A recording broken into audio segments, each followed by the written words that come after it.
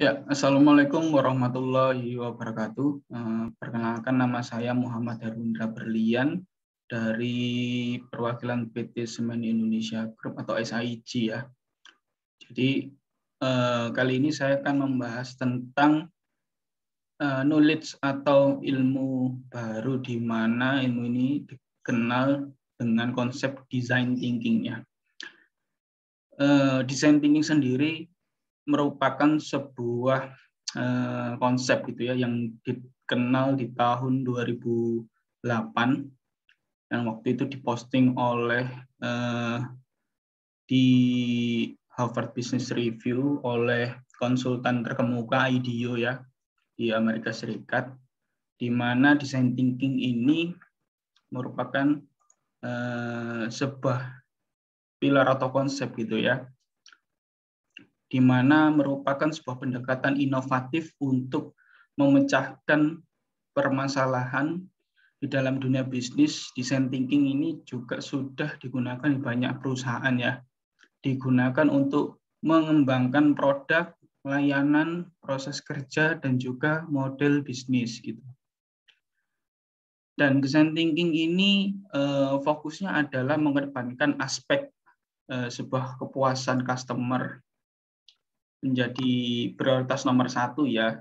Jadi selain aspek teknologi maupun aspek business opportunity. Jadi kalau kita bisa gambarkan gitu ya, di mana visible atau teknologi, variable atau business opportunity, maupun di shareable atau kebutuhan atas customer, itu di sinilah design thinking itu hidup, atau nyawa dari design thinking tersebut itu di sini, di tengah-tengah.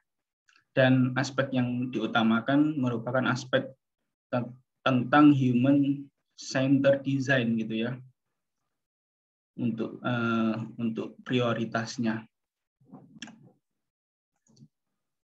Jadi menurut konsep design thinking itu bisa banyak ya.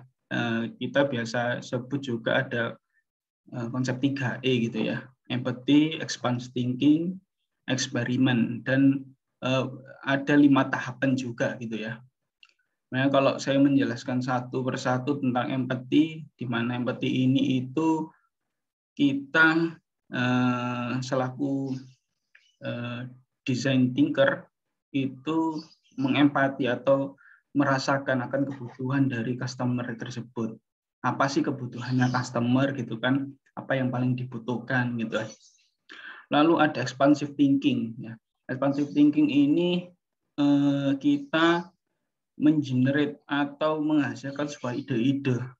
Banyak ide, banyak variasi ide yang bisa kita tuangkan gitu ya di expansive thinking tersebut. Jadi ketika sudah kita banyak ide-ide atau solusi-solusi yang sudah kita telurkan gitu ya, harapannya nanti bisa eksperimen yang terakhir. Di eksperimen, di mana eksperimen ini tujuannya untuk mengukur gitu ya, untuk mengukur sejauh mana solusi yang sudah kita ciptakan dari permasalahan user atau customer yang sudah kita dalami tadi itu bisa tepat sasaran dan sesuai harapan oleh customer. Jadi kalau ada tahapan ya, ada 5 tahapan untuk design thinking sendiri. Ada tahapan empathize, lalu tahapan selanjutnya define, lalu menentukan sebuah idea dan membuat sebuah prototype ya, prototype, lalu mengukur atau melakukan uji coba atau tes gitu ya. Nah, tahapan-tahapan ini akan saya jelaskan di slide berikutnya.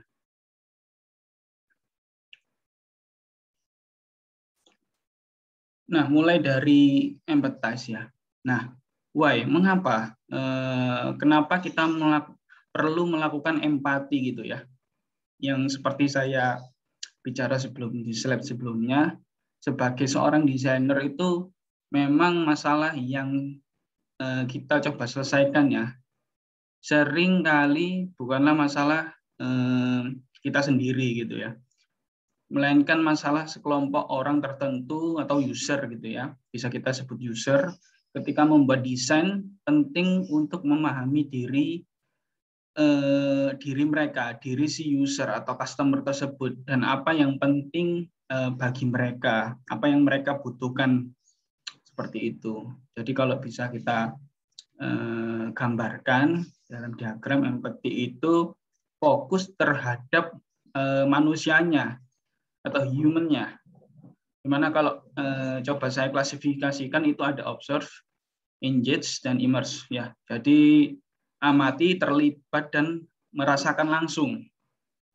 Jadi kalau kita observe atau amati, itu mengamati apa yang dilakukan user dan cara mereka berinteraksi dengan lingkungannya, membutuhkan kita untuk memahami kebutuhan mereka. Jadi kita mencoba untuk mendalami itu sampai terjun langsung.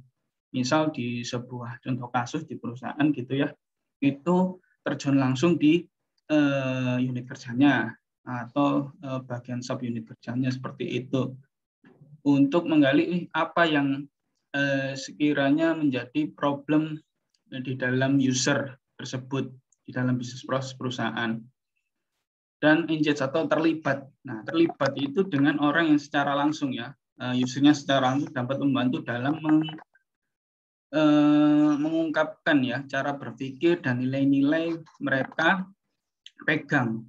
Nah, kita dapat mengerti pandangan user melalui cerita hal-hal yang mereka lakukan, seperti itu. Nah, ini poin-poin engage gitu ya. Ketika kita bisa melakukan brainstorming dan melakukan interview dengan user, nah kita tahu nih masukan dari user, kebutuhannya seperti apa, case di lapangan seperti apa, seperti itu kita catat itu sebagai note gitu ya.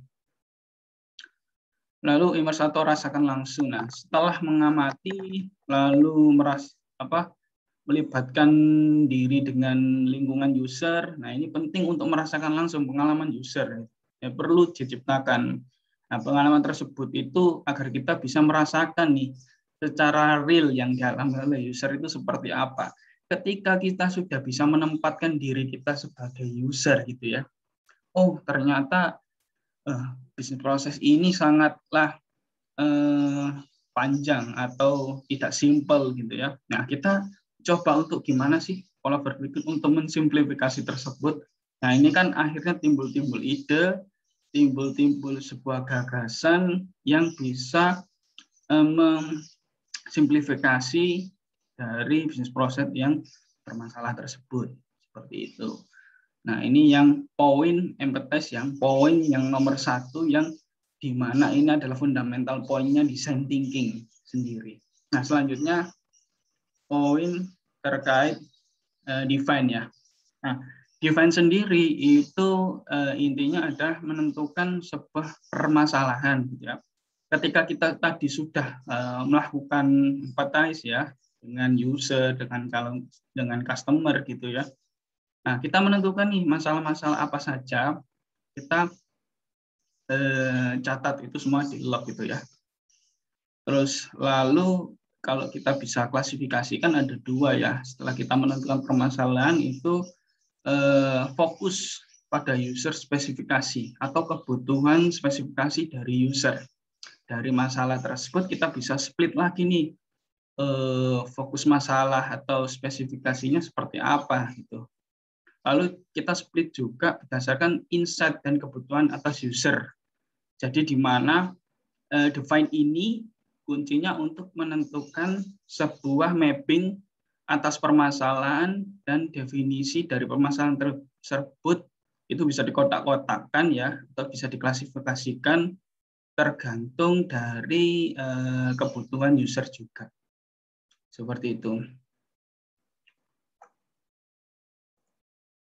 Nah, setelah kita sudah mengklasifikasikan tersebut, kita juga dari situ akan timbul yang seperti yang tadi, mengeluarkan ide-ide atau mengenerate sebuah ide atau ide-ide yang di mana ide ini dibutuhkan untuk nantinya bisa kita provide gitu ya ke user atau ke customer.